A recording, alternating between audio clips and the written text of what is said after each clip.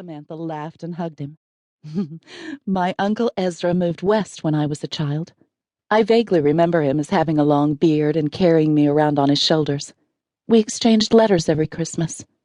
He died and left his ranch to us. Daniel's blue eyes clouded over. Died? Like Papa? He tilted his head, studying her. Are you going to cry? Samantha swallowed the lump in her throat. She leaned over, pulling her son into her arms and resting her cheek against his silky hair. Not like Papa. Uncle Ezra was very old, and he wasn't very happy the last few years of his life. Now he's at peace with God in heaven. With Papa? And with Papa. And with your grandmother and grandfather? She hugged him. Now we're going to live on his ranch, except it will belong to us. Will Abuelo come too? She saw the wariness in his eyes. No, your grandfather will stay here. Relief washed over his features, only to be replaced by fear. He twisted in her hold. Will Abuelo let us go? His voice quavered. Sudden anger knotted in her stomach.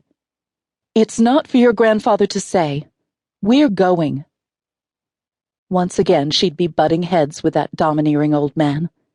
He'd never forgiven his youngest son's choice of a Protestant American for a wife, so he continued to treat her with disdain. Samantha hated every minute of her cloistered life. Now she had the key to her gilded cage, and no matter what, she was not going to let Don Ricardo stop her and her son from flying free. For 3 days, Samantha had plotted, planned, and worried so all the details of their escape would be in place before she faced her formidable father-in-law. She paused outside the carved wooden door leading to Don Ricardo's study, mentally girding herself, then tentatively raised her hand to knock. Over the last 2 years, she'd learned to use her imagination defensively, keeping her true self protected from the bitter barbs the arrogant old man hurled at her. Today, instead of entering Don Ricardo's male bastion with sinking spirits, she felt buoyed up by the letter in her hand, knowing she'd be able to face the coming encounter with a stronger heart than she'd shown in the past. But she still dreaded the interview. Her father-in-law wouldn't easily relinquish control over her and Daniel. Soon, she promised herself, soon these scenes will be only bad memories. With resolution goading her, she knocked on a smooth circle edged by carved rosettes. Passe! He called. She pushed open the door and stepped into the room. Don Ricardo sat at his large mahogany desk, perusing some papers, the inevitable gourd-shaped silver mate of his favorite yerba mate tea resting near his elbow.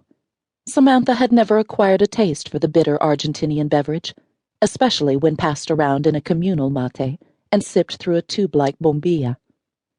With her father-in-law, she knew she'd be spared the ritual. He had never favored her with the social privilege of sharing his yerba mate. She waited for him to notice her, not that anything escaped him. Don Ricardo often made her wait like a servant until he saw fit to acknowledge her. It's the last time. That thought kept at bay the anger she always felt in his presence. Sometimes the effort of containing her feelings would cause her to fidget, bringing a rebuke to his lips and putting her at a disadvantage. But not today. Samantha studied him. The same aristocratic features, high cheekbones, thin nose, and winged eyebrows that she had so loved in her husband's face, and now her son's, had withered in the older man's features to skin over bone. A true reflection of the unforgiving spirit dwelling within. Her Juan Carlos would never have aged in the same manner. Even as an elderly man, he would have had laugh lines around his eyes. Don Ricardo looked up, a frown crossing his face. I'm extremely busy. This won't take more than a few minutes. He nodded permission. I've received a telegram from Montana informing me that my Uncle Ezra has died and willed his ranch to me. The frown lines between Don Ricardo's eyebrows smoothed. His face eased into the first hint of approval she'd seen directed at her in a long time. This is good news indeed. Give me the information, and I'll make arrangements to have the property sold. I'm pleased, Daniel.